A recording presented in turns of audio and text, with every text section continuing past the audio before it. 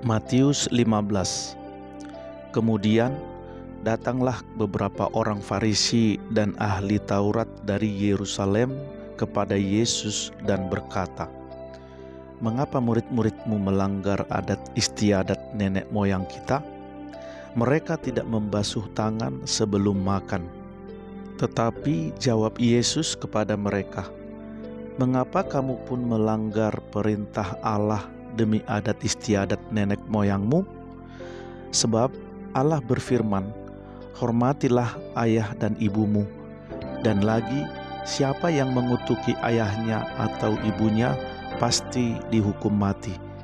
Tetapi kamu berkata, barang siapa berkata kepada bapanya atau kepada ibunya, 'Apa yang ada padaku yang dapat digunakan untuk pemeliharaanmu, sudah digunakan untuk persembahan kepada Allah,' orang itu tidak wajib lagi menghormati bapanya atau ibunya.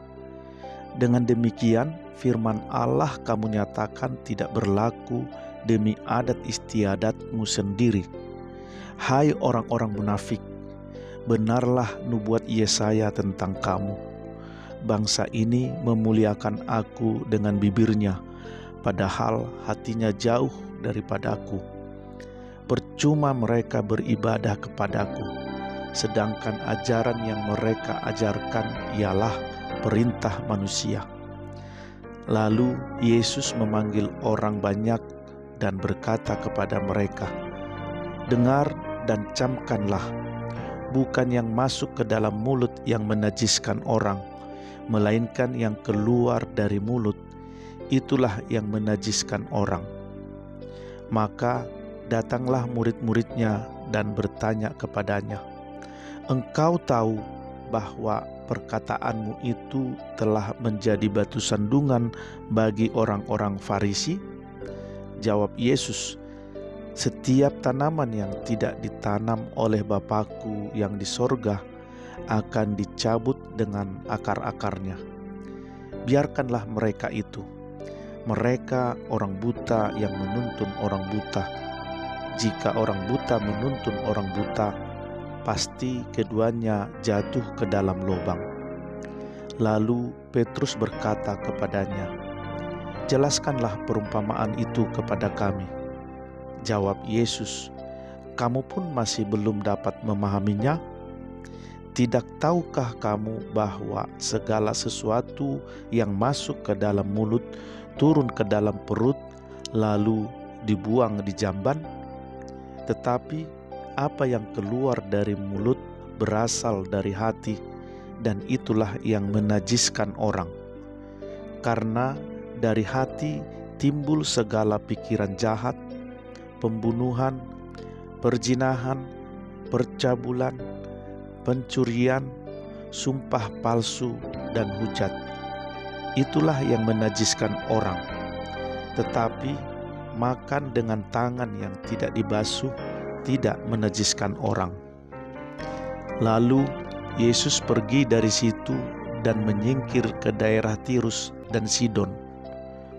Maka datanglah seorang perempuan Kanaan dari daerah itu dan berseru, "Kasihanilah aku ya Tuhan, anak Daud, karena anakku perempuan kerasukan setan dan sangat menderita." Tetapi Yesus sama sekali tidak menjawabnya. Lalu murid-muridnya datang dan meminta kepadanya, "Suruhlah ia pergi, ia mengikuti kita dengan berteriak-teriak." Jawab Yesus, "Aku diutus hanya kepada domba-domba yang hilang dari umat Israel."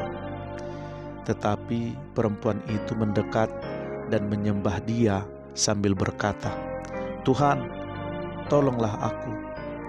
Tetapi Yesus menjawab, "Tidak patut mengambil roti yang disediakan bagi anak-anak dan melemparkannya kepada anjing."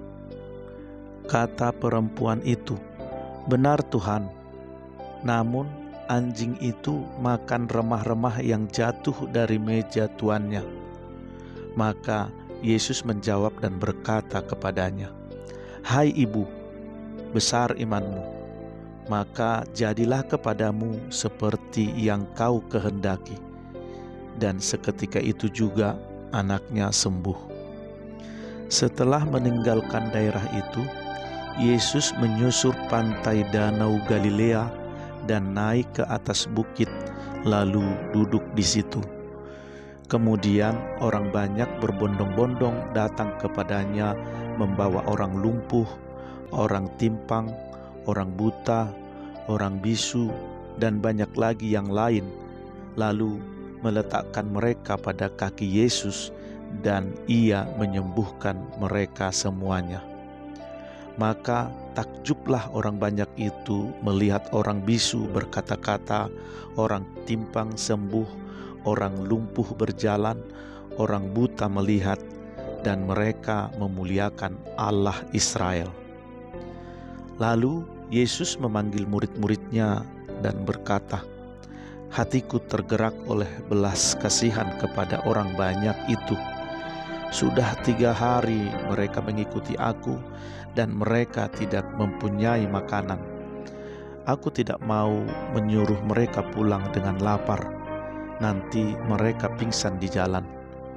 Kata murid-muridnya kepadanya, "Bagaimana di tempat sunyi ini kita mendapati roti untuk mengenyangkan orang banyak yang begitu besar jumlahnya?"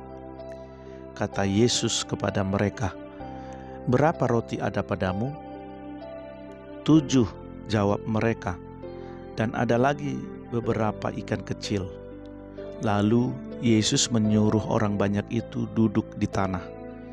Sesudah itu Ia mengambil ke-7 roti dan ikan-ikan itu, mengucap syukur, memecah-mecahkannya dan memberikannya kepada murid-muridnya. Lalu murid-muridnya memberikannya pula kepada orang banyak. Dan mereka semuanya makan sampai kenyang. Kemudian orang mengumpulkan potongan-potongan roti yang sisa, 7 bakul penuh. Yang ikut makan ialah 4.000 laki-laki, tidak termasuk perempuan dan anak-anak. Lalu Yesus menyuruh orang banyak itu pulang. Ia naik perahu dan bertolak ke daerah Magadan.